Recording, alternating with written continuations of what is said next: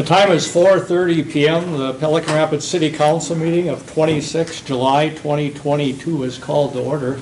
I'd ask for those in our council chambers, if you have not signed in on the clipboard by the back door, if you would do that before you leave this evening.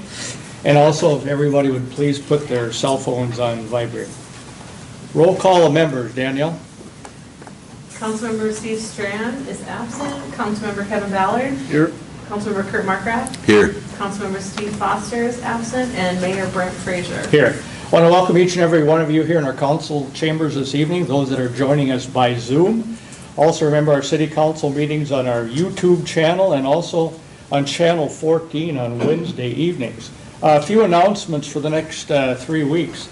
Tomorrow, Wednesday, 27th of July, 10 to 11 a.m. is conversations with the mayor at Historic City Hall. August 2nd is filing for elected office begins, and Danielle will speak to that later. Saturday, August 6th from 8 till possibly 2, 3 in the afternoon is the fly-in drive-in at the Pelican Rapids Municipal Airport.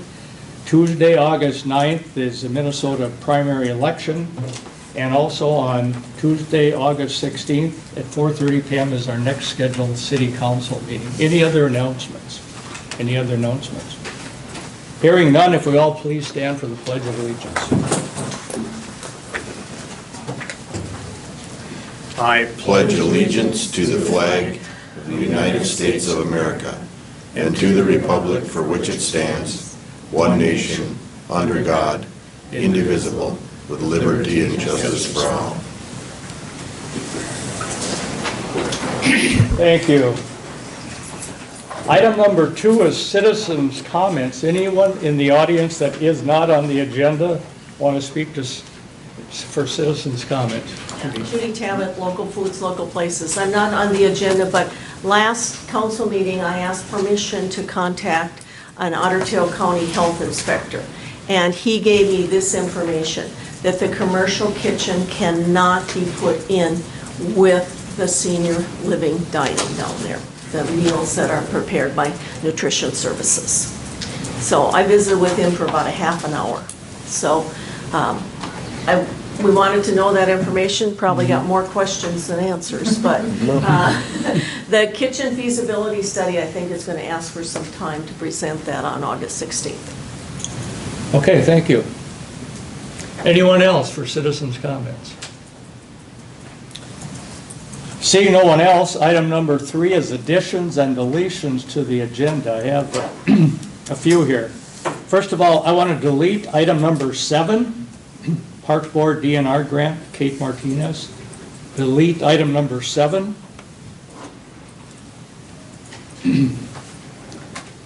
There's an addition under item number 9, mutual aid agreement, a bullet point under 9, mutual aid agreement.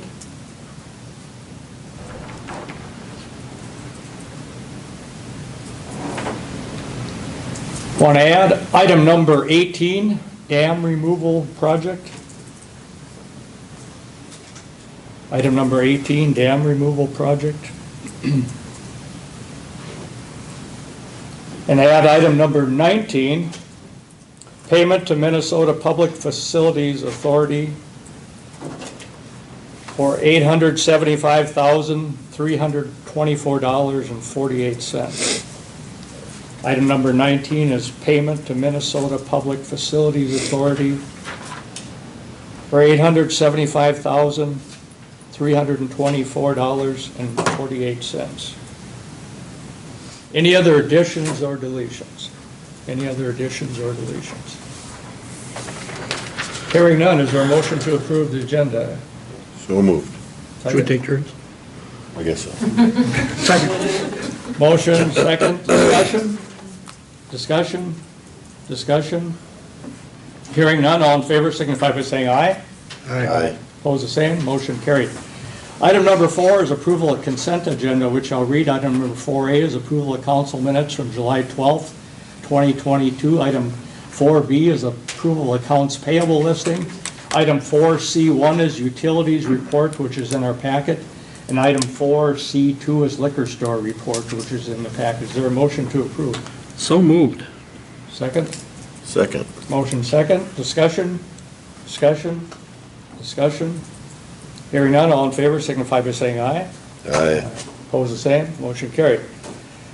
We'll go down to item number 5 is Senator Bill Ingebretson is with us this evening.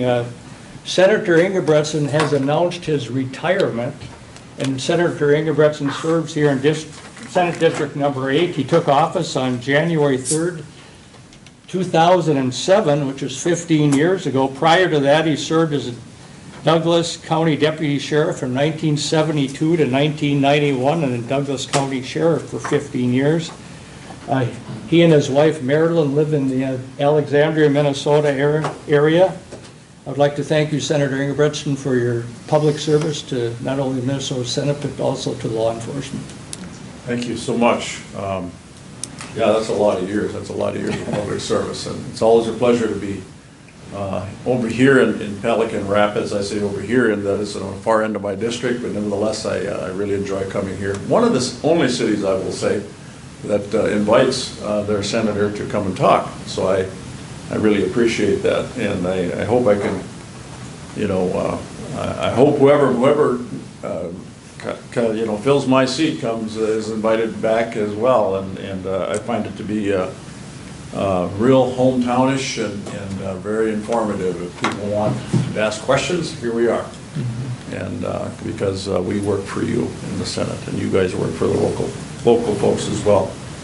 Yeah, it was quite an agenda, or excuse me, quite a career, and I unlike some, that's a little over 50 years of public service, and I'm very proud of my career. But it's time to go home. Unlike some that have put in 50 years, they decided not to go home.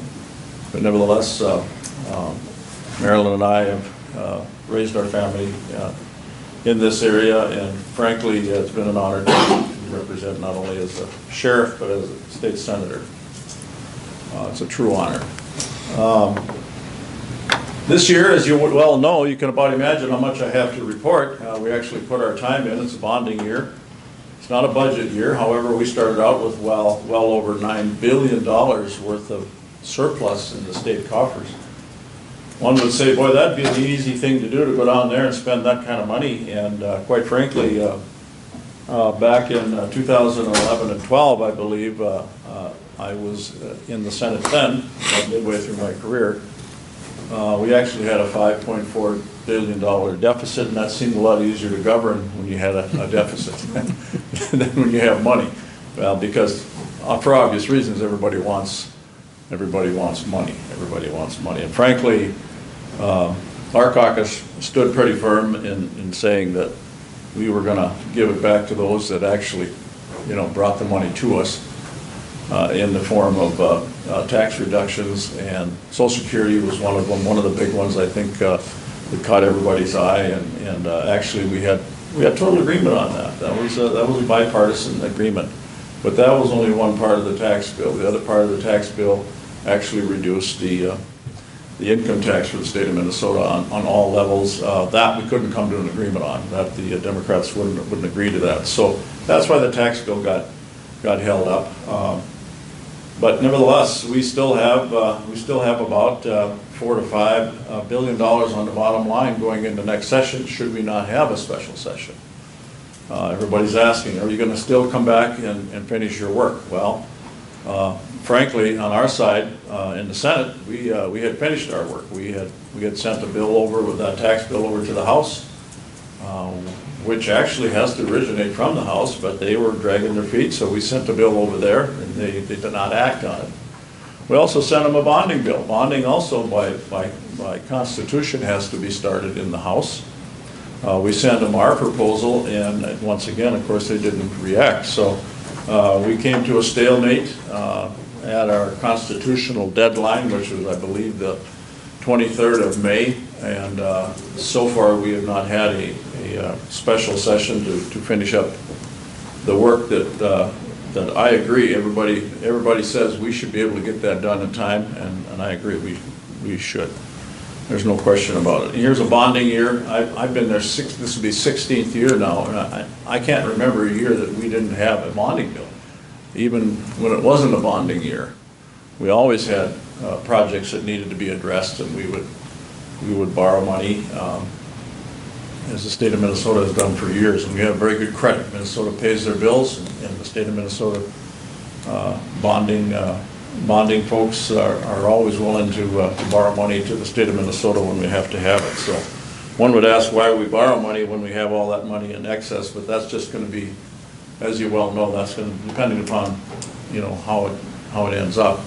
Hopefully it's going to go back to the folks that paid the bills, and they can spend their money the way they see fit. As we did see the federal government, as you remember, during COVID, and oh, by the way, kudos to the city of Pelican Rapids for not stopping their city council meetings and going virtual during COVID. I understand you actually continued during the COVID crisis, not unlike quite unlike the House and the Senate.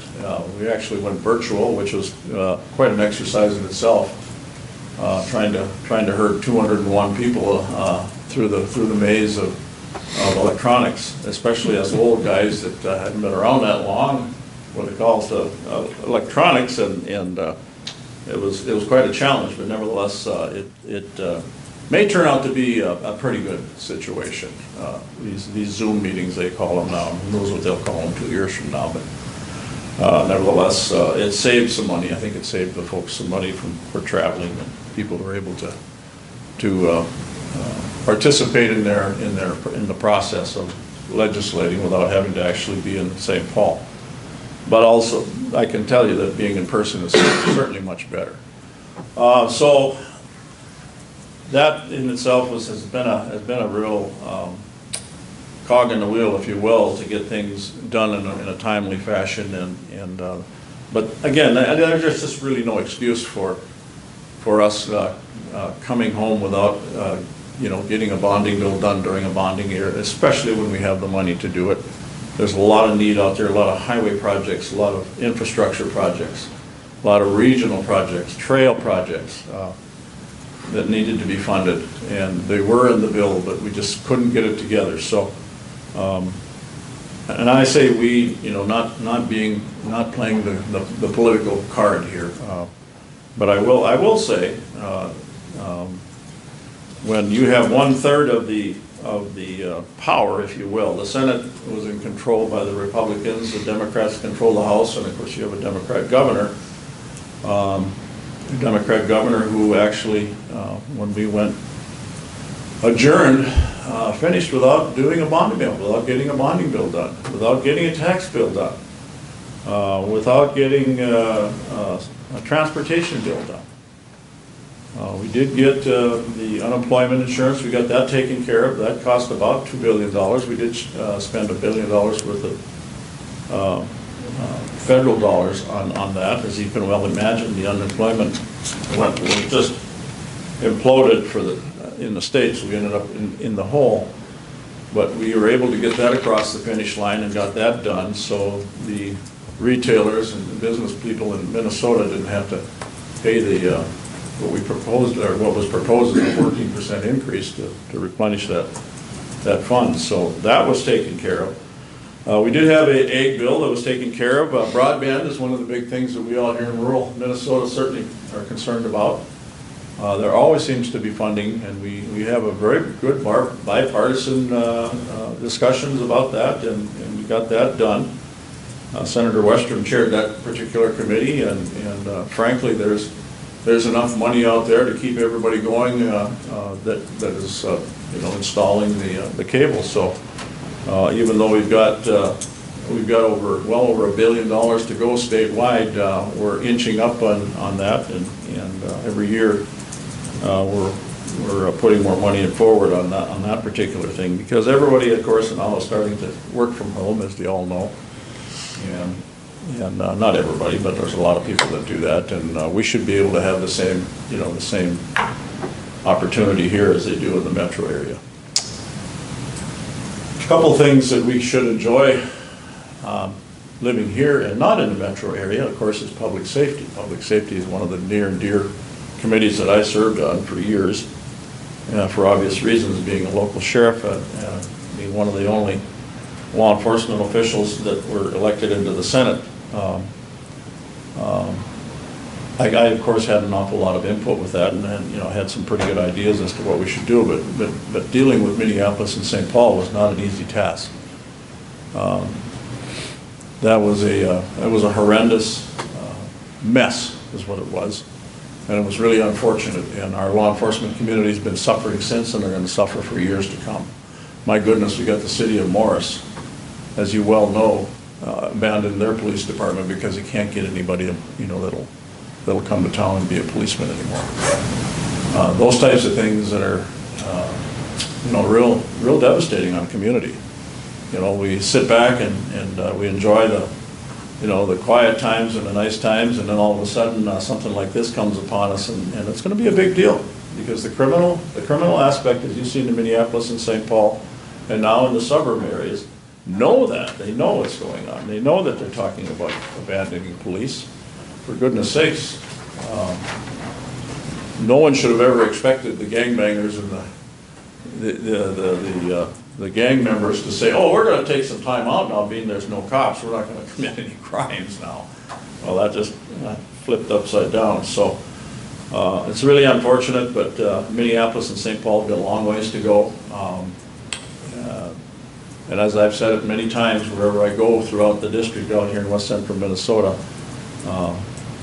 we live in a part of heaven, a slice of heaven compared to that when it comes to not even being able to go out for a walk, or go here or go there without even catching a stray bullet. I mean, it's really kind of a war zone there, and it's really unfortunate. But nevertheless, they keep electing those officials in down there, and the mayhem continues, and I'm not sure what it's going to take.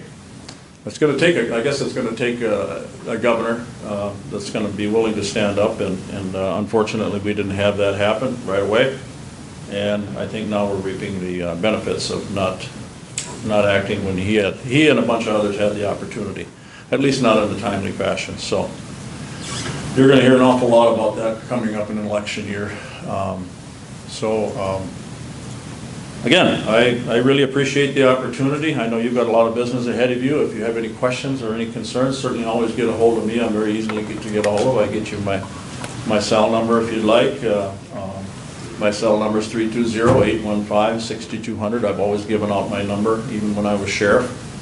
When you work for the public, you're in a glass house, and you have to live according to that. So it's been a true honor serving the people in west central Minnesota, and Pelican Rapids, of course, is one of those places. So with that, I will entertain any questions if you have any. Any questions for the senator? Boy, you guys. Any questions? You all want to get home, huh? I don't blame you. My wife just had a knee operation 3 weeks ago, and she's a nurse for 44 years before she retired, and now all of a sudden I'm a nurse now. So, and you try and tell a nurse, and especially an emergency room nurse, what to do when it comes to an illness or some kind of an injury. Sheriffing and senatoring was a little bit of a challenge, but this has been a big one as well. So, Senator Enbridge, I think I can't leave her. Solga has a question. Yeah, the old fellow's got one. Just wondering why you mentioned stuff that there was support from both sides in the tax bill, for instance, like the Social Security, and then the other stuff in the tax bill that you couldn't reach agreement on. Why isn't there some provision in these omnibus bills or in these big bills to be able to pull some of this stuff out that you guys agree on and get that done anyway? I think you've been around long enough. That's a good question. You've been around long enough to know that I mean, that's just too much of a common sense idea. And you're not going to get, the problem is, and why you have them all come together like that, and it's been going on since the beginning of time. I know everybody's all bugged out about omnibus bills, but nevertheless, they've been going on for a long time. But if you're going to get somebody in the metro area to vote for something rural, you have to have something in the bill for them to vote for. So you pull out the Social Security tax, then really there's no incentive to go ahead and vote for the income tax reduction. See what I'm saying? That's why. That's why. Messed up. And that's unfortunate. I mean, I'd love to see single subject all the way through. We probably would never get done, but nevertheless, vote on them like you do here. A lot of times, get everything done, boom, boom, boom, things go. But you're right, I mean, that one there, I mean, Social Security's been talked about for 7 or 8 years. And I think we're one of the last in the country to even address it, so. Any other questions for the senator? Seeing none, Senator, we thank you for your being here this evening. We thank you for your public service and serving us well. Thank you for the acknowledgement, I appreciate it. And again, give me a call if you have anything. Thank you.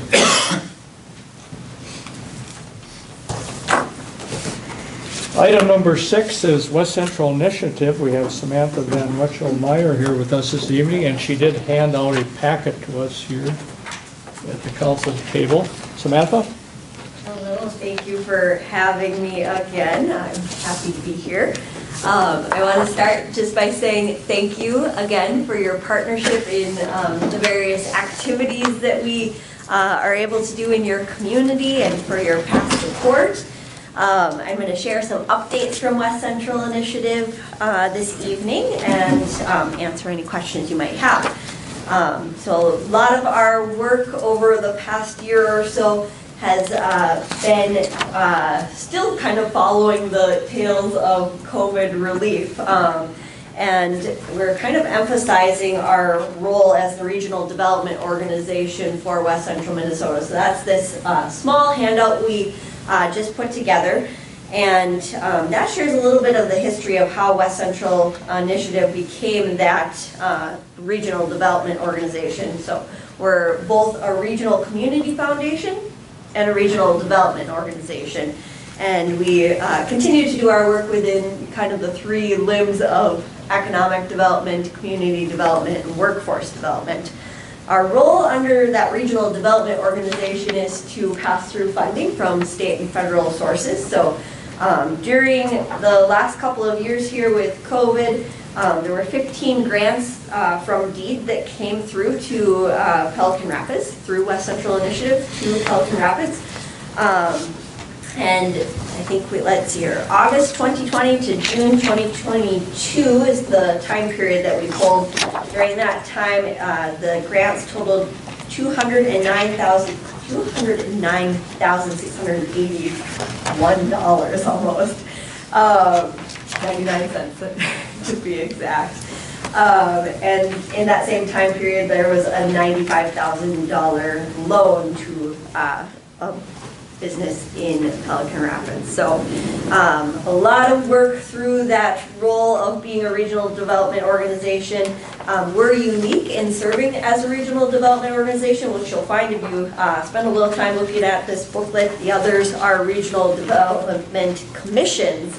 And so we, as a nonprofit organization, are a little different being an organization. We don't levy to support our role as that regional development organization. We have provided some technical assistance to Pelican Rapids over the past year or so here, many of which you're probably aware of. So we've helped through our transportation department support the TAP application for Highway 59 and 108 project. 2 of our transportation department folks are serving on the citywide trail plan, and we've also partnered with you in the commercial kitchen feasibility study work, as well as the local foods, local places initiatives. We are working on a Safe Routes to School plan next month, it sounds like, through our transportation department. And we have started doing a bit more work within welcoming initiatives. And so I think we had a presence at the Friendship Festival. I heard it was a really great time. And we did recently have a grant round for Welcome Week sponsorship. And Welcome Week is happening in September. It sounds like there are 1 or 2 projects through Pelican Rapids that will be utilizing that grant as well. Then on the left left-hand side of your packet, most of this is resources I'll just let you go through, but you'll find on the left-hand side our annual review. In the very middle is a beautiful picture of apple trees. So this is a project we fundraised for in fall of 2021, and it was actually inspired by you, Pelican Rapids. You may not know this. We decided that we wanted to be able to plant apple trees in each of our communities. So we fundraised to provide 2 apple trees to each of our 82 communities. And it was inspired by you through some of the local foods, local places work that I think you have an orchard that you have started. And we wanted to be able to have a presence within those communities with some edible apples. And so I am here tonight to say that we have a couple apple trees if you would like them. You don't have to accept them by any means because there would be a little bit of a ask in that they require some care in the beginning here while they're getting established. But we are offering 2 edible apple trees to you if you're interested. And you can decide, you can have discussion and decide later. You don't have to answer right now.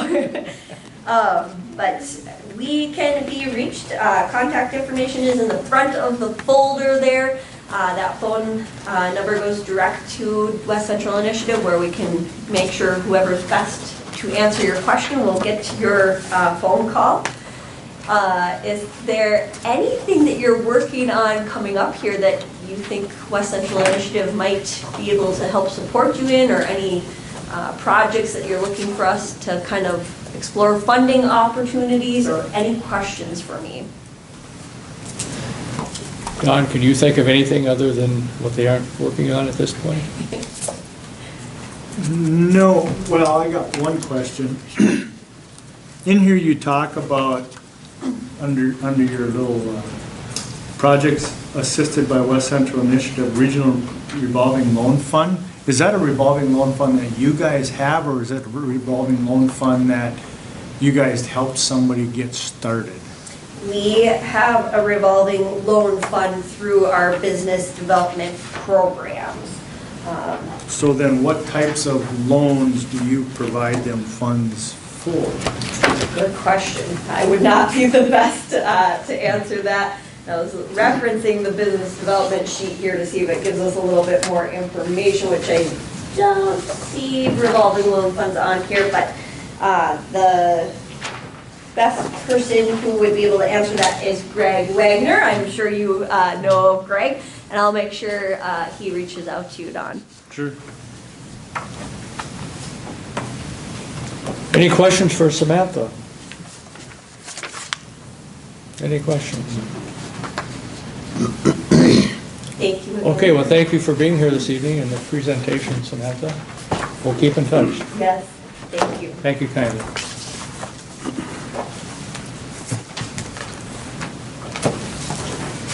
Let's bump down to item number 9, 2023 Fire Department budget, which is in our packet. We have Fire Chief Trevor Steves with us here this evening. And Trevor? Thank you. Shad Hansen, Assistant Chief, and I met with Don last week. Went over the budget. Everything stayed about the same. The only thing we changed a couple purchases with a wildland truck and rescue tools, but we were able to shift funds to help cover some costs on that. Don, do you have the total increase? Yeah. Percentage? Yep, about 2.3%. What it is over between 2022 going into 2023. And that's primarily because in 2022, we did not have the 5,000 equipment replacement or the mobile replacement set aside, and we put that back in 2023. So that's basically the reason for the increase as to what it is. And the reason that those weren't in 2022 is because in 2021, we had an assessment for that street project down there, and because that was going to add about $10,000 to the budget in 2021, we decided in 2022 not to throw that roughly $9,500 into the budget. We just forego it for 1 year because of that special assessment. So now that that's over with, put it back in so we can continue to have funds in case there's a piece of capital or something that Trevor needs to replace on the fly. And then we reviewed our equipment, our truck replacement schedule. Went over that. We have we lease purchase all of our trucks.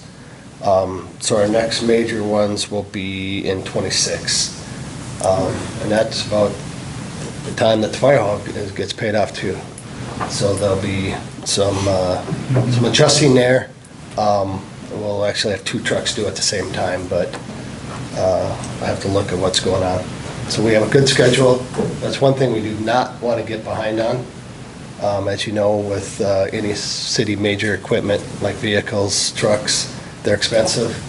And the longer you wait and the more you get behind, the worse it gets. So it's been good. We set it up several years ago, and that's been a good way to do it. We get one paid off, next one comes around, and get that one going, and it works well. Any questions? Council have any questions for Trevor? Do we need to approve this? Yeah, we need to approve this evening. It's your turn. I make a motion to approve the fire department budget as given by Trevor. I'll second. So, okay, we do have a motion and a second. Discussion? Discussion? Discussion? Hearing none, all in favor signify by saying aye. Aye. Opposed, the same. Motion carried. And also, we have that added item under number 9 is mutual aid agreement. So, talked to Don this morning, thought being I was here, we would get this taken care of. At the end of this year, our mutual aid agreement is up with our neighboring departments that are not in Otter Tail County. So it's Detroit Lakes, Audubon, Lake Park, Hawley, and Barnesville. So those 5 are also our other mutual aid contract, along with the other 16 departments in Otter Tail County. We had a meeting this last March, looked at the current contract. Everybody agreed to look fine as is. The only thing we need to change is the dates. So what that does is you have a mutual aid agreement that you will go to their community, help them, or they will come to you, and it's a predetermined set of time that is pro bono, and after that, it's a predetermined amount of what the charge will be. So we tend to use like us in Barnesville, probably most, sometimes Lake Park, and then you get up into Rolog area, you get with Hawley and stuff. So it's been good. It also is to have these in place in case something major happens for FEMA. So you can say you already have agreements and stuff was already set, so when you go to turn bills in and get paid, they can get paid. Trevor, these are the same governmental entities as before, correct? Correct, those 5 cities that I listed would, so what we do is, I believe the mayor, Danielle, myself, sign the agreement. We send one to each of those communities, their city council or their governing body then does the same for us. So Is that a yearly thing? No, it is a 5-year. I believe. No, actually, I think it's 10 years. It's 10 years, yeah. And the only thing that's changing in the agreement, like Trevor kind of alluded to, is the dates. We're Yep. just updating it because this one expires at the end of the year, so we're just being a little bit proactive. Yeah. Well, I move that we update the mutual aid agreement, or renew the mutual aid agreement. I'll second. We do have a motion and a second. Discussion? Discussion? Discussion? Hearing none, all in favor signify by saying aye. Aye. Opposed, the same. Motion carried. Any other questions? You guys have any? At this point. All right, thank you. Thank you and the fire department for your service. Okay, let's jump up to item number 8, City Hall upper floor discussion. And we have Chris Smith from Burton Funeral Home with us this evening, and also Jay Peschnick from Larson Funeral Home. And I will turn it over to you, Chris. Hi, thanks for a meeting again on this. At the last city council meeting I attended, which I think was a couple months back, we talked about the second floor relocating Larson Funeral Home here. The terms of that are fine, but one or two council members had inquired about would we be interested in purchasing the whole building. At the time I said I wasn't sure, I didn't think so, but as when I went back and we talked about it some more, we would have some interest in doing that. So what I wanted to mention tonight or talk about was we would be interested in purchasing the whole building. I have some basic terms I could mention tonight, and I could send a summary to Don for you to look at later and consider. So if you wouldn't mind, I could just go over those. So essentially what it would be is, since we have an agreement for the second floor, this would just be an agreement to purchase the remainder of the building, which the basic terms would include $150,000 for this floor. And what we would do in that case is also pick up the cost for sprinkling this floor, which was, if you recall, about $50,000. It was about $100,000 for the whole building, $50,000 per floor, at which time with our previous agreement and concept was that we would pay for our half of the sprinkler system, you would pay for the other half down here. So we pick up the second half of that. So essentially it would be 150 plus the 50.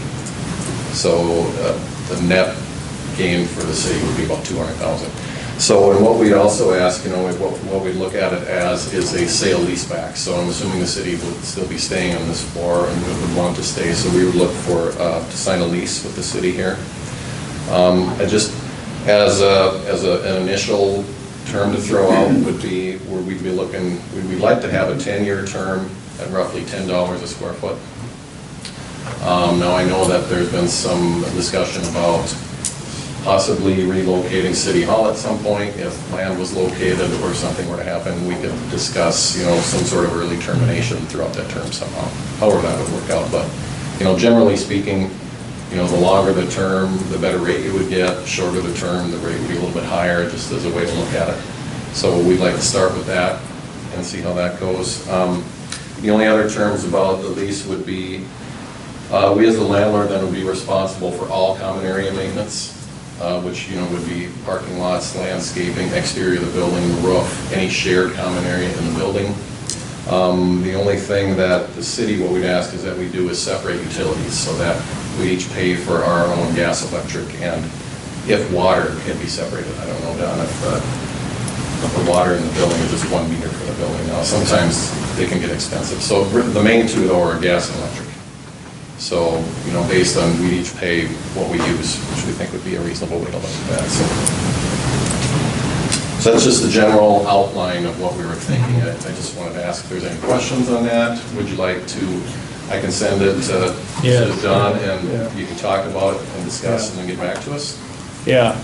What about the grounds outside? You said you would take Yeah, that would be considered common area. So anything shared between both of us and the city, we would take care of that. Yeah. And then generally speaking, that's what the landlord would do, is all common area ground. And we technically would be the landlord, not just the funeral home upstairs anymore. So. I know there's been much discussion about this within the community, of you purchasing the building, and there's been people on both ends of the spectrum. And, we have our city attorney with us this evening, Lindsay Forsgren. And sure. Lindsay, are we proceeding in the proper manner if we were going to sell the building to them? I need you to address the mic so the people at home can hear you.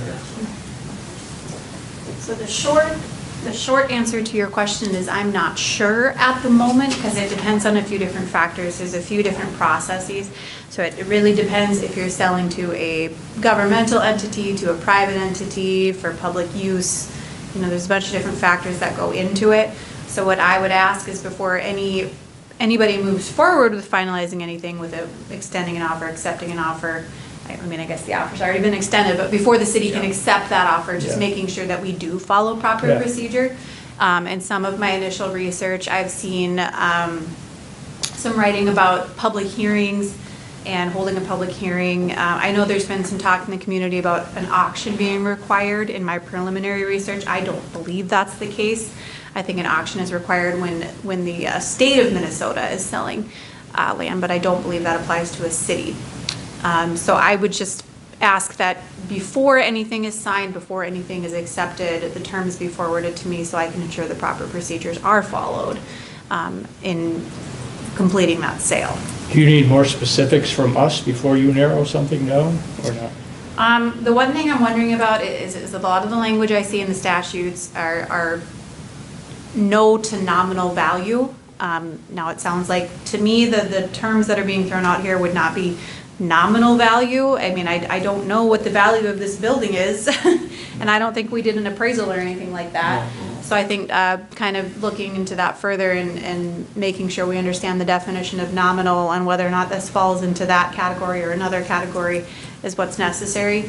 So as I need more information, I can certainly get it from Dawn. I think I've got a good amount of information, excuse me, Administrator Sogol. I've got a good amount of information and I have started that preliminary research, but I am concerned that we might have to have a public hearing before any sale is finalized, which I will provide that update as soon as I determine that. Don, did you have any questions this year? Okay, council have any questions? I'm sure Tweedledee will when he comes back.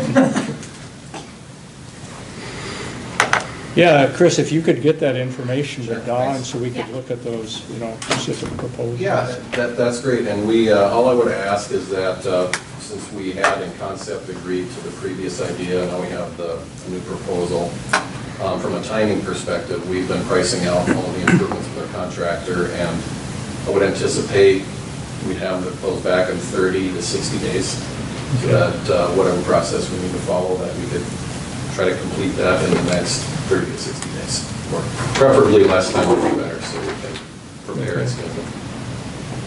Well, with that being said, then I think it would be in the best interest of everybody in this process to find out from the city attorney as soon as we possibly can what the process needs to be so we can start moving down those roads.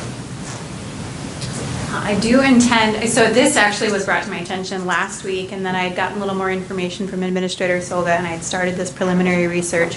I do intend to have some more definite answers for the city by the end of the week. Okay. So. Okay, Thanks. thank you. Thank you, yeah, so any more? Any more questions for Sorry. Chris Either one of us. or Lindsay? If not, thank you. All right, thank you. Appreciate it. Yep.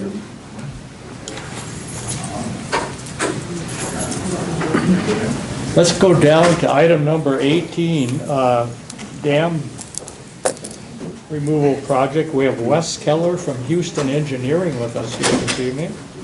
I will turn it over to you, Wes. Sure, I do have some additional information here I can pass around.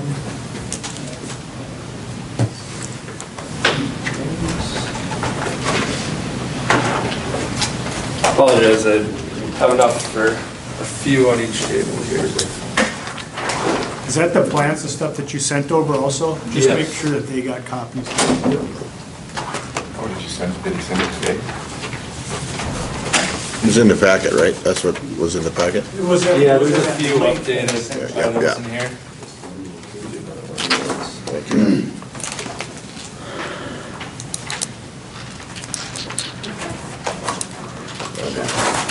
Technically follow along with that.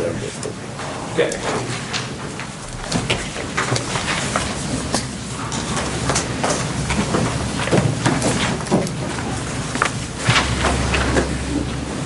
All right, thank you, Mr. Mayor, council members, city members for having me today.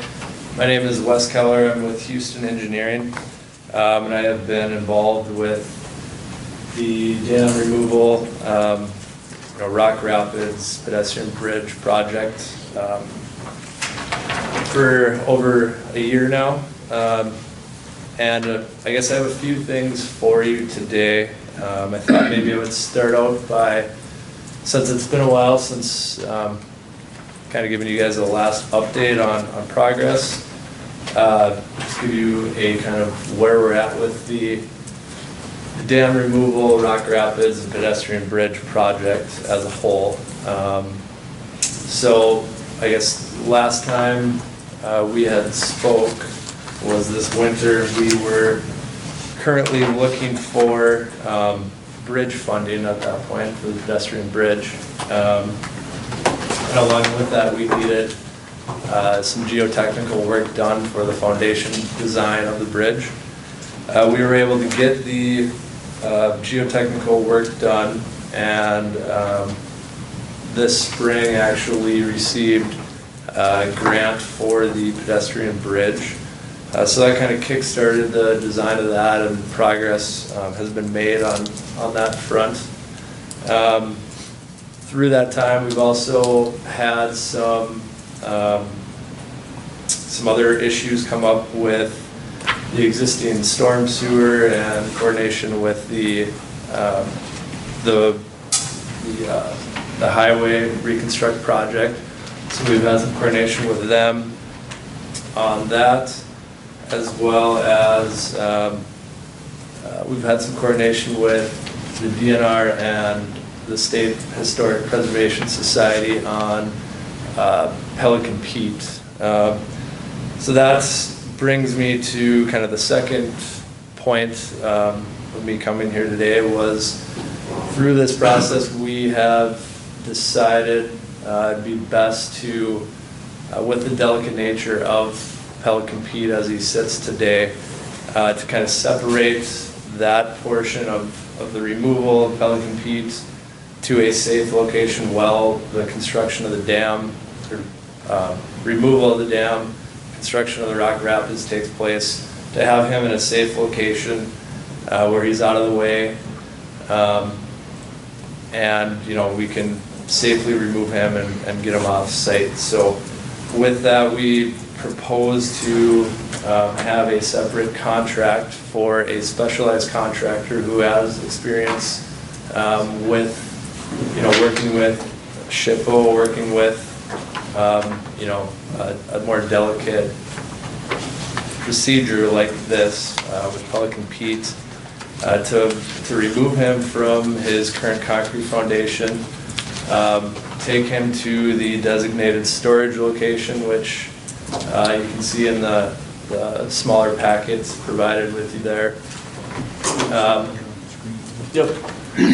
And as part of that would then be, once they remove him from the concrete foundation, this contractor would be required to provide a new base which he would be able to stand on while he's being stored at that temporary storage site. We would require that, this would be done by a licensed professional. So, he would, the foundation that he's on would have to, withstand any sort of elements, wind, ice, debris, anything that may occur during that storage period. We'd also ask that, we have in the contract documents that that base would need to have, picking points that a general contractor could use and easily move him once the whole, the final dam removal project has been done, and also have a base design that will be able to be incorporated into our final concrete slab design, which is part of the dam removal project. So with that, we have a draft advertisement for bids that was included in the packet you should have received, that is for consideration to be approved.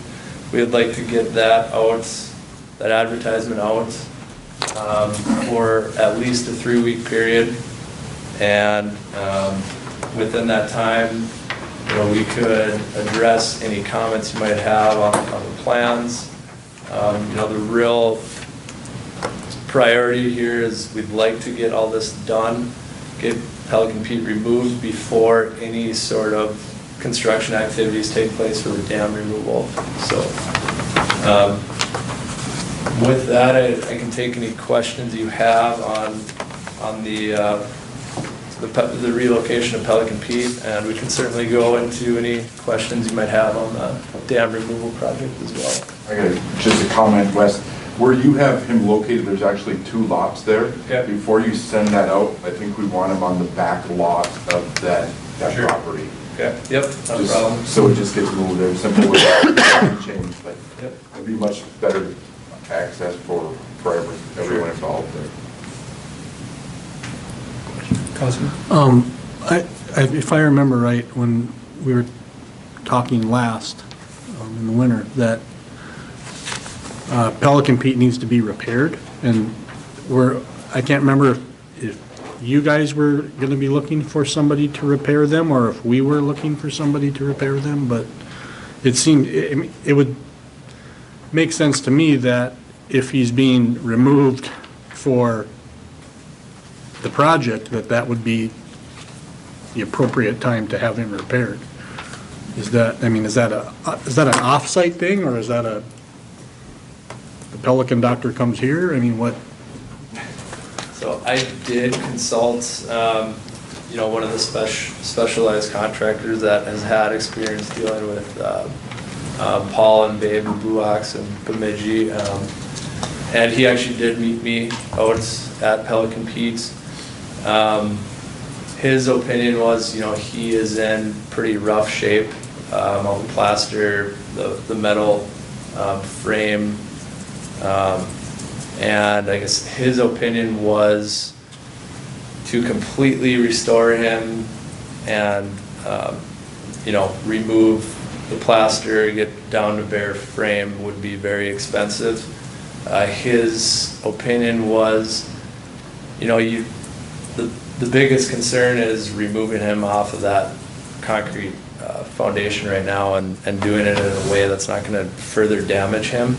Once he is in a safe location, his opinion was, you could reach out to somebody more local, clean him up, patch any holes, and you could do like a plaster or a stucco, coating over the top and repaint Pelican Peak. So as of now, to answer your question, we do not have anything in this contract to actually do any repairs to the plaster.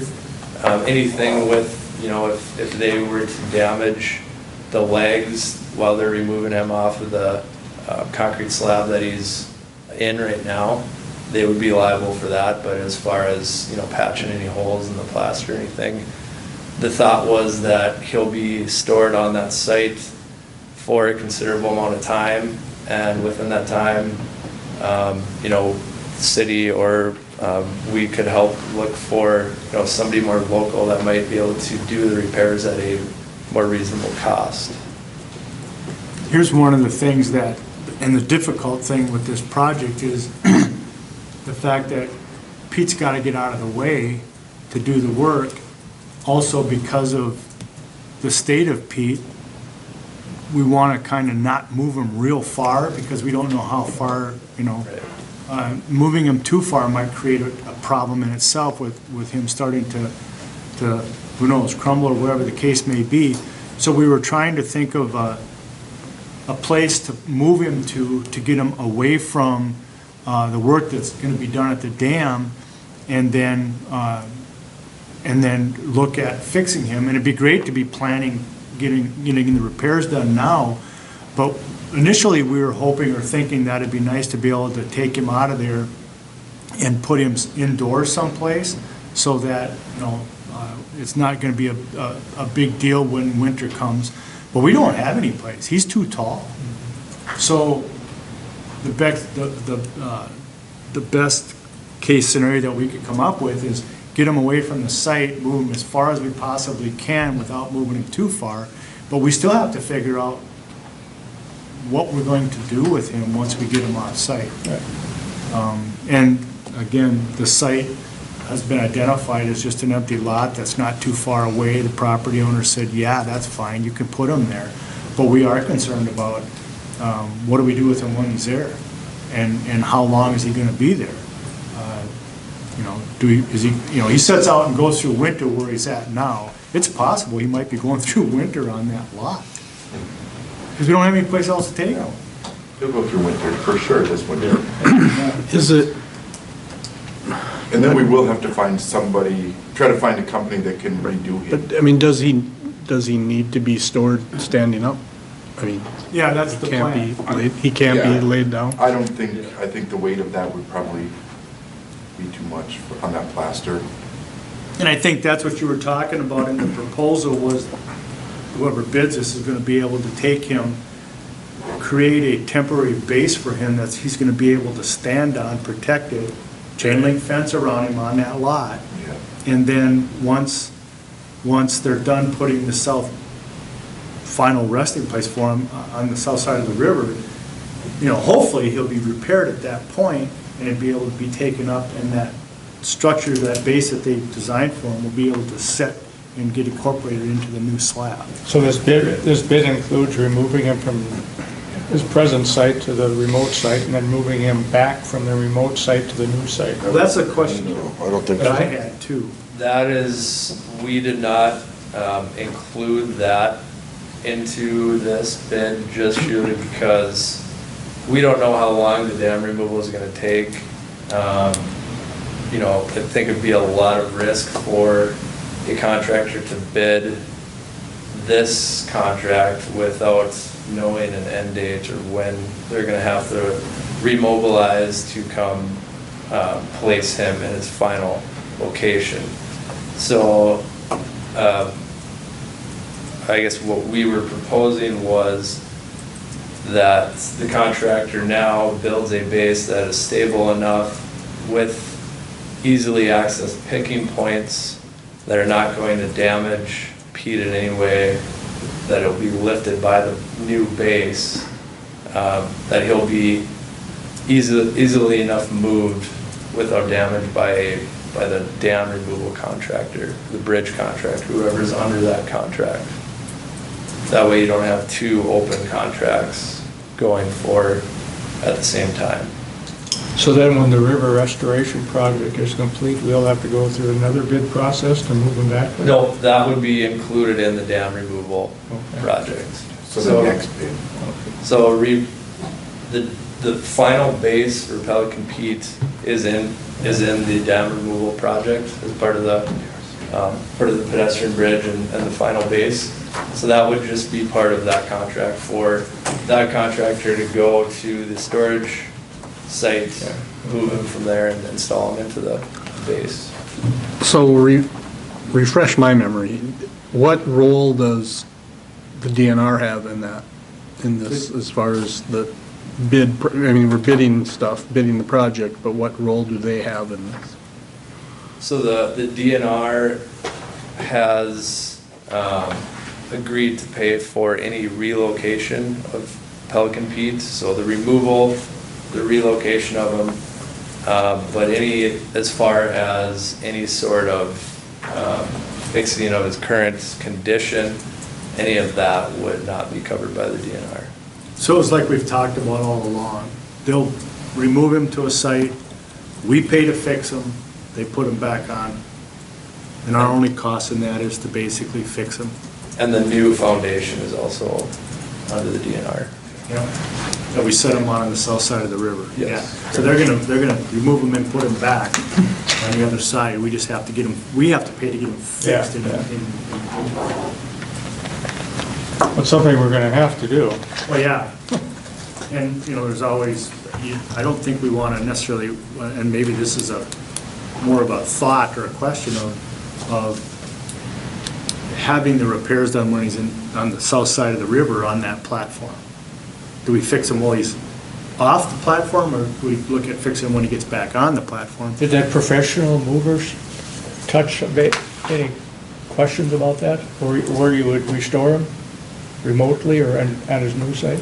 I guess he did not speak of that specifically. I think you'd be more susceptible to damage if you're gonna Move him again. move him I again. would think on That's site. something that we can yet talk about. Yeah. My only We think concern with that would be the moisture coming up, but I guess there won't be a dam there, so it won't matter. Yeah. It'll be perfect. So I think an off-site repair would So be it's- most beneficial. Right. it's something that we really need to work on, is figuring out where do we want to have him restored? Yeah, On a lot or on his? yeah. We were talking about that this evening. No, but, part of what we wanted the council to review and look at is the advertisement for bids and the Yeah. request for proposal. Because if the council wants to start moving forward with advertising and all this stuff, that we need to set date, or make sure that the dates are right in here. If the council wants to wait until the next council meeting, because obviously you guys just, got these documents thrown at you yesterday morning, but if you want to wait until the next council meeting, then these dates are all going to have to adjust a little bit. And we know you're down 2 people too, but. We're gonna do it. Other than we're shorthanded, I don't see much point in holding off. No, Do you? gonna have to do it sooner or later. Right. Yeah. I'll make a motion to move forward with the dates that are listed, provided they line up with everything we discussed. I just got. Okay, we have a motion, is there a second? I'll second. Motion second, discussion? Well, I just wanted to make sure that we've got the dates clear and we understand the dates, and if there's any, gaps in here, that we know where they are. So like, first of all, we got the advertisement for bids. And it looks like we would actually get that out. Does that August 22nd still work? So If we approve tonight? the August 22nd would be awarding the bid. We could advertise for bid as soon as next Monday and get the advertisement into the paper on Monday, which would then be published on Thursday. If it went in, that'd be August 1st would be Monday, which we would post on Quest and we could post on our Houston website as well. So we'd have 3 different sources of the advertisement. That could go for 3 weeks, which would get us to that bid opening on August 22nd. Okay. And so getting it to the press on Monday, and Lou, since you're here, that's fine. We get you these advertisements Monday, okay. And then on the other document was the request for proposal, which is actually basically what the contractors will be picking up. Was it your thought that first date right here, that's today's date? That was to be determined based on, I guess, what happened here tonight. What was decided. We can revise that. So would that be the date that the bid opening is, or just today's date that it's approved?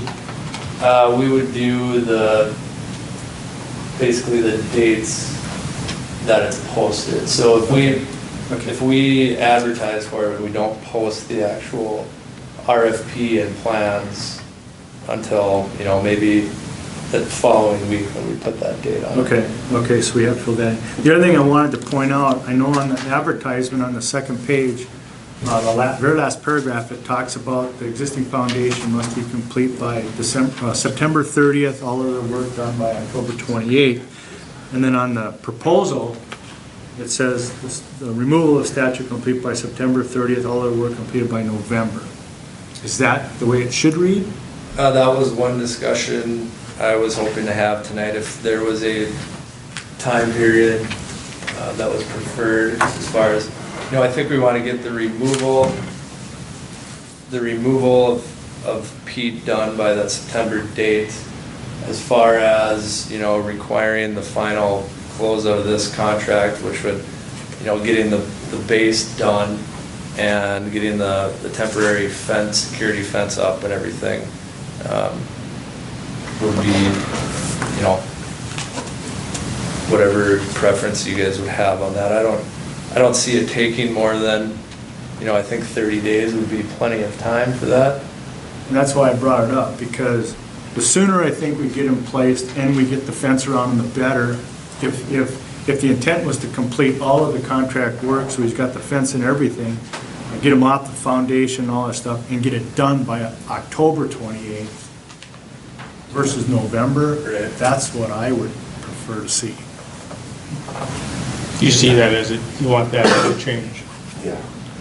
Do we have an idea of when the other part of the project is going to start? So I can go over that a little bit. I have some tentative dates. Right now, the plans that we have are at about a 90% level.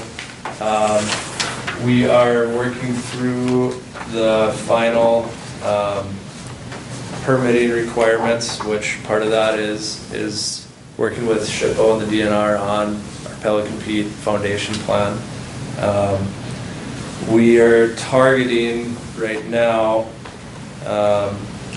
for a plan completion and advertisement mid-September. I have right now targeted September 19th.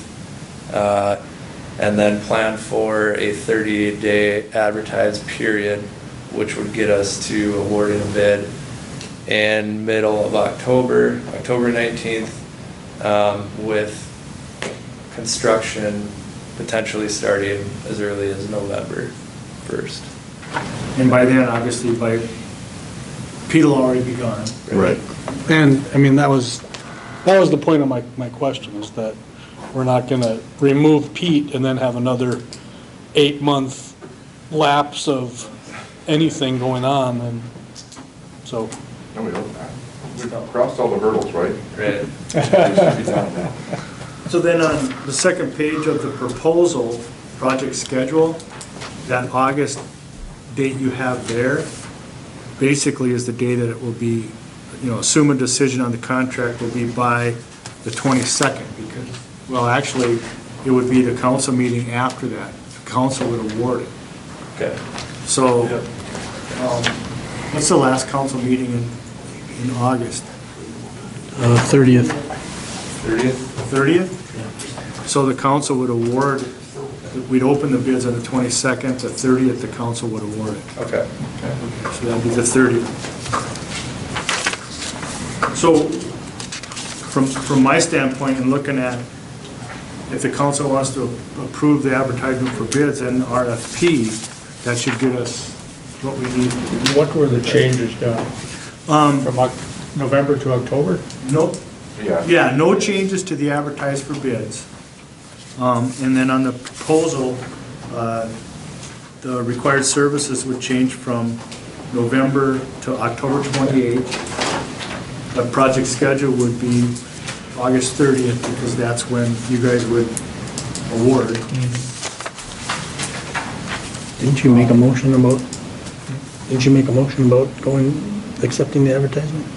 Yeah, we got a motion or second. Yeah, we have a motion to second. We haven't voted on it. We'll still have a discussion.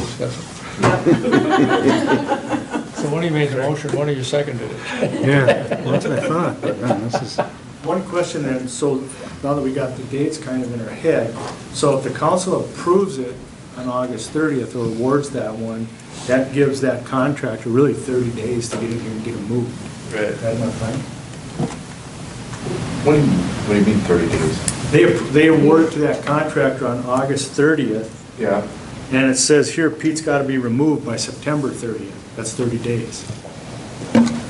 I just want to make sure that's enough time for a contractor to move it. Because they got to get down there, they got to figure out how to do it. Will they at that time of the year? So I mean, depending on the contract, you figure that's going to be go time, to try to finish up a lot of their projects instead of starting a new one. Yep. Well, that'll be up to them when That's they up to review the them. bid and Yeah. decide if they want the job or not. Yeah, that's But if right. nobody Can't bids do it it, they because won't of that time. Well, then we're back to the drawing board. Well, that's why I brought it up. I don't think delaying it would change anything.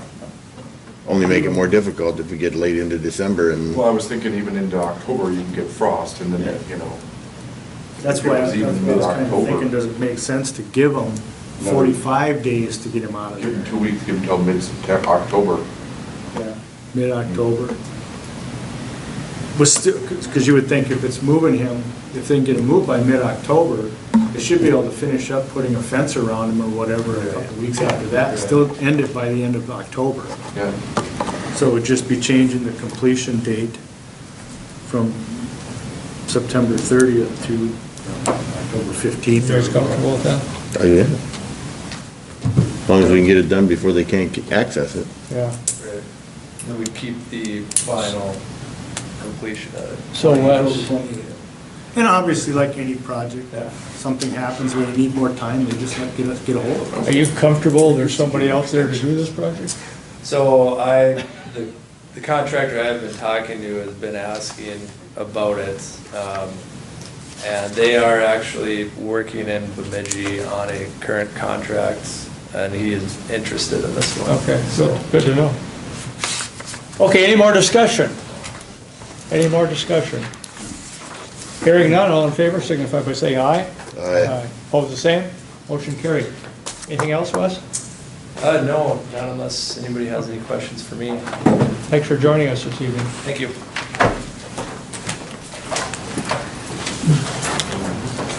Let's go back up to item number 10, MnDOT TED grant application update, and Don is going to speak to that. Yeah, Bob Schleman was at the last meeting, and he was talking to you guys about a potential funding source for some more funding for the multi-use pass and the city's portion of the 2024 project. And based on what Bob had looked into, it looked like it was a good fit. Well, after that, we had a virtual meeting with MnDOT, and specifically their bike and ped group. And we were talking more specifically about the details of that grant, and it turns out it's not a good fit, because the TED program, obviously, it has to do with transportation and economic development, TED, something like that. I know the ED is economic development, but a lot of the criteria and a lot of the scoring is related to sustaining jobs or adding jobs. And there's nothing about this project in 2024 that sustains jobs or adds jobs in downtown Pelican Rapids. We don't know if any businesses are going to fold because of it. We don't know if any new ones are coming in because of it. So because that's such a large part of the scoring for that grant application, it's not a good fit. There might be some potential other ones, like the alternative transportation program, which they're not going to basically put solicitations out for that until later this fall. So I just want you guys to be aware and maybe rescind your motion to go forward with applying a full application for the TED grant, and just rescind that motion to do that, because I don't think it's worth our time. Danielle, that'd be the proper way to rescind that other motion. Does the same person that made the have to rescind it? I don't even have That could be. Who made it? Well, if that's the case, could you just make a motion to not apply for the grant instead of rescinding it? Well, what was the motion to begin with? It was the motion To to allow apply. Bob to apply. To apply or to look apply. into Full it? No, to apply. I think it was Steve Strand. Yep, Strand and Foster Yeah. to apply for. Do we need the same person to, I If you would, rescind it, maybe. Yeah, to rescind. well, we can't just, so that we can't rescind it? I don't think, yeah. Okay, well, we'll do this. They'll be back at the next meeting. We can do that, take that action at the next meeting. Okay. But just so you guys know that, Yeah. because we're not going to apply. Just don't make any progress until our next meeting. Okay, so that'll have to go on the next agenda. Okay. All right. Okay, thank you. Item number 11 is rental inspection agreement. That was in our packet this evening. Tom? Yep.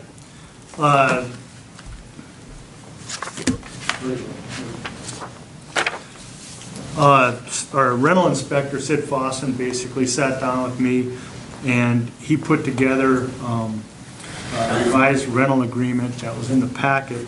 And the reason for the revision is obviously, like everything else, prices are going up, and so due to inflationary pressures, he wants to adjust his rates up a little bit.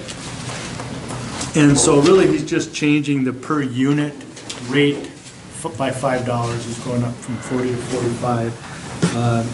And then there's some other timeframes. If you recall his original contract, the contract dates pretty much would stay the same as they typically are under this new agreement. It really goes into effect September 1st through March 31st of 2023, and that is our rental inspection. Every year, we start the process in September, go through March, and if you remember, once it gets beyond the end of the year, he just changes the rate, and it's a way to incentivize the landlords to get this stuff done before the end of the year, when our code requires it to get done by the end of the year. But it incentivizes them to do it, because if you wait till after the first of the year, the price goes up anyway. Well, he's just changing that rate also by $5. So that's really, all the rest of the terms of the rental agreement are staying the same. It's just the new dates going into effect September 1st of 2022, and then just going up by $5 per unit based on the date timeframes that he has had in there always. So, a copy of it was in the packet, if you guys are okay with any approval to sign it. Yeah. Is this working? I mean, is it, You know, I think it's working. it's keeping the honest ones honest and, And it's making the ones that aren't honest and don't want to get it done by the end of the year, pay more for it, yeah. and are they paid? I mean, They don't like it. Some don't. No, I'm sure not. Yeah, but they pay it. They're usually not And, repeat you know, offenders. I think another important point of the rental inspection, which I do support, I think it requires people to really keep their safety measures up to code for places that people are paying rent to live in. Yeah, that's not where we're seeing the problem. I think that's. I know, but I exactly think right. I think it's a big benefit. Yeah, you're exactly right, because I think it is keeping safer environments for the tenants that are renting from people because of the inspections. We only do the inspections once every 3 years, but it's helping. So do I hear a motion to approve the rental inspection services agreement? yeah, I move it, we approve this. Second. Motion second, discussion? Yeah, so, I can think of a couple instances where this isn't working. I mean, where there's somebody living in a place that's not inspected. That doesn't have a license on it? They probably have a license, but it's with that state electrical inspection, they shouldn't be living where they're living. And If you're referring to the one on the north end of town, I am. we're aware of that, and he's been charged with a crime for that, and it's in the courts. Yeah. Any more discussion? I would just curious to know, would we be aware of that or have any teeth to enforce that if we did not have a rental inspection requirement? Yeah, rental inspection requirement wouldn't have an effect on that, but the fact that we have a rental ordinance that says you have to have a rental license, that would, so if we didn't have the inspection process, there'd still be an issue because he's still violating an ordinance. Oh, okay. All right, no more questions. Any more discussion? Hearing none, all in favor signify by saying aye. Aye. Opposed, the same, motion carried. Item number 12, filing for city offices opens 8/2/22, closes 8/16/22. Did I steal your thunder, Danielle? Said what I was gonna say. There's a reason I worded it. Anything else, anything else?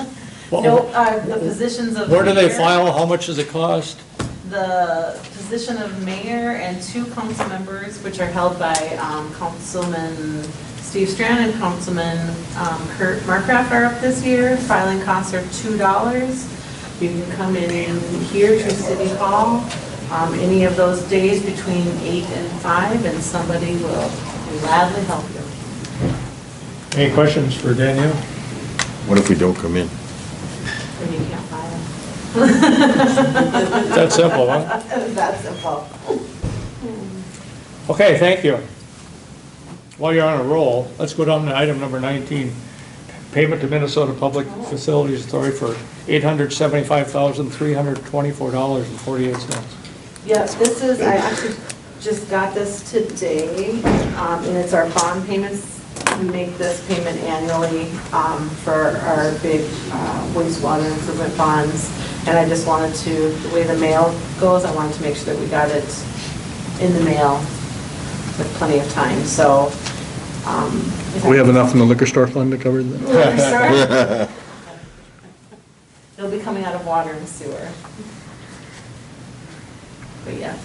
I make a motion that we send that payment off so that it doesn't end up late with a penalty attached. Second. Motion second, discussion? Discussion? Hearing none, all in favor signify by saying aye. Aye. Opposed, the same, motion carried. Item number 13, Planning Commission minutes, those are in your packet. Councilman Ballard, do you want to speak to that? Anything? No, we just, last night we had a meeting and we looked at a couple of the pages in the comprehensive plan and just kind of had a conversation meeting, a brainstorming meeting. Wasn't really, didn't really accomplish anything except kill an hour. So is there a motion to approve these minutes? So moved. Second? Motion, second, discussion. Hearing none, all in favor signify by saying aye. Aye. Opposed, the same, motion carried. Item number 14, Park Board minutes, those were in our packet. Is there a motion to approve? Move to approve the park board minutes. Second? Second. Motion second, discussion. Hearing none, all in favor signify by saying aye. Aye. Opposed, the same, motion carried. Item number 15, Administrator report, Don. Yep, last meeting, we held a department head meeting with the department heads, worked with the clerk to set the agenda and prep for the meeting tonight. I held a virtual meeting with Houston Engineering and DNR regarding the dam and the grid project.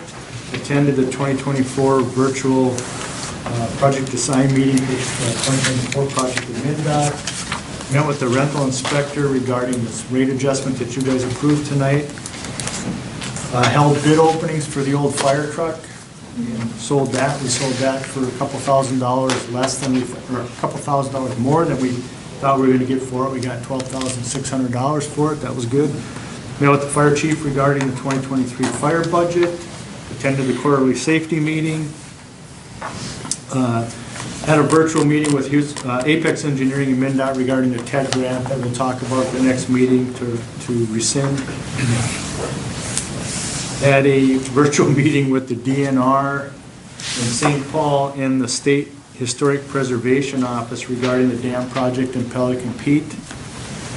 Met with Pat Melvin of David Drone Associates the day that he was here doing all the interviews with the elected officials and others regarding the city administrator position. I met with Brian Olson and Trevor Mucho of Minco Construction, and Minco was the general contractor on the City Hall project that we've been trying to get completed and finalized and closed out for the last 3 years.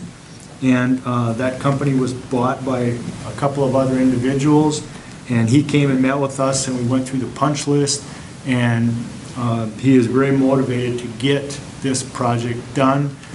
You should notice already that the exterior LED lights on the building should all be working now. If you happen to drive by tonight or whatever night you find that one isn't working still, let me know. When I come and go, it's daylight, so Not for long.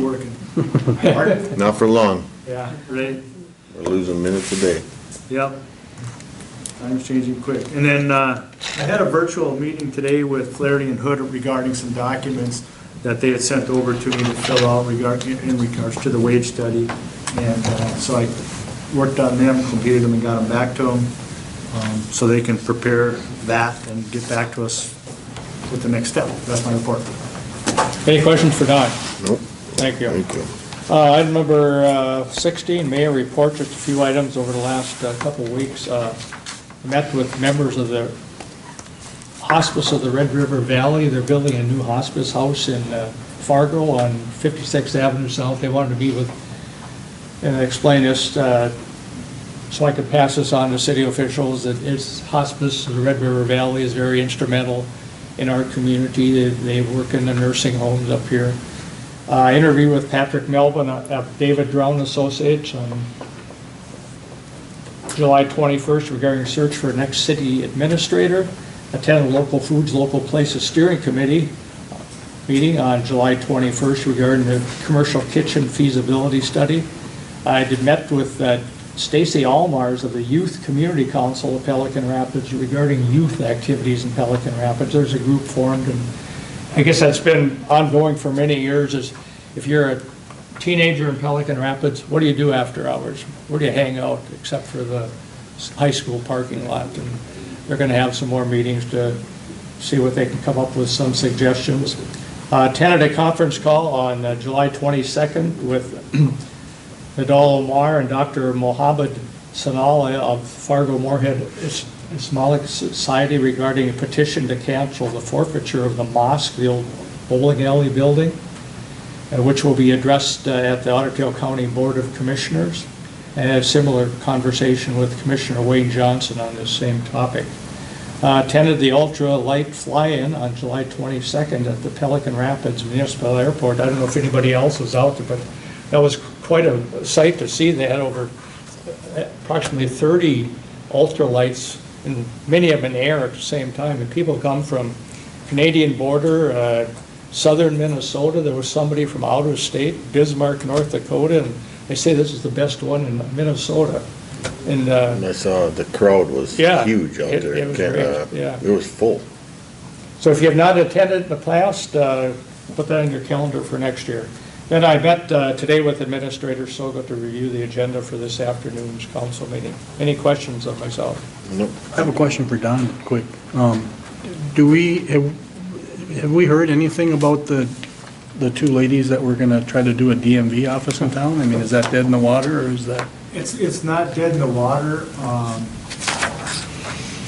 I don't know where, it's held up with the state agency that needs to basically approve it. Part of the approval process, as I understand it, is they reach out, once they review it, they reach out to the county and the cities to just get confirmation that this county or the city has no intentions of opening an office. That's part of their approval process.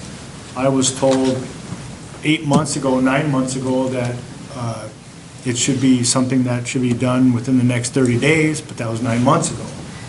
I just did express to Senator Ingebretson my frustration with that, whoever that agency is, and, you know, our concern that we're going to lose this potential business because the state just can't get anything done, and because they're working from home. Get them back in the offices, for crying out loud. They can't get stuff done. Anyway, don't get me on that soapbox.